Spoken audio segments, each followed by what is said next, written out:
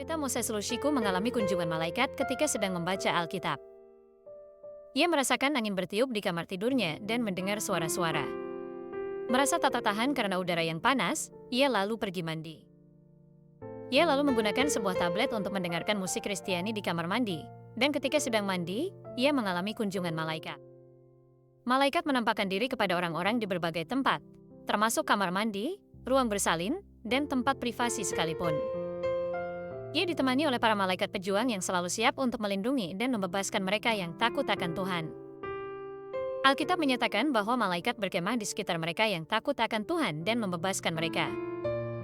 Mereka juga merupakan pembawa pesan, memberikan pesan-pesan penting tanpa memandang lokasi atau kondisi.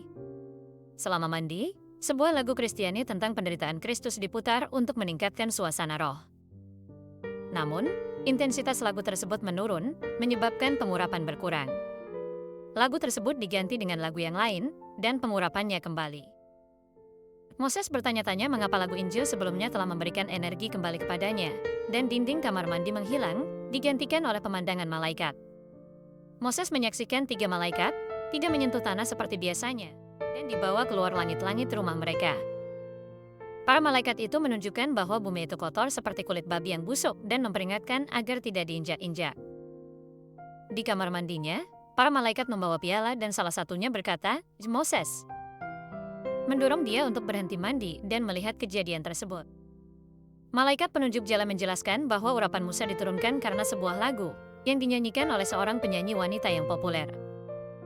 Malaikat tersebut berpendapat bahwa penyanyi tersebut tidak layak atau suci, dan bahwa pelayanan seorang hamba yang kudus menjadi suci, baik itu bernyanyi, berkhotbah, atau berdoa. Hal ini menyoroti pentingnya kekudusan dalam pelayanan.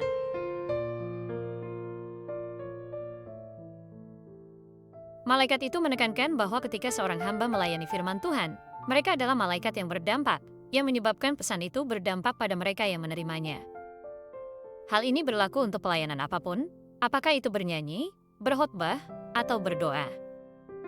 Malaikat itu menekankan bahwa para hamba Tuhan harus terlibat dalam pelayanan mereka, karena mereka adalah malaikat-malaikat yang berdampak, yang memastikan pesan mereka didengar dan dimengerti. Pelayanan hamba-hamba Tuhan dapat berdampak pada pendengar dengan membangun mereka. Ketika memberitakan Injil, individu yang kudus atau suci dapat digunakan oleh para malaikat untuk pertobatan, penyembuhan, dan transformasi. Namun, pengudusan dan kekudusan sebuah lagu sangat penting bagi para malaikat untuk mempengaruhi mereka yang mendengarkannya. Oleh karena itu, ini bukan hanya tentang bekerja untuk kerajaan, tetapi juga tentang melibatkan diri kita sendiri dalam pelayanan.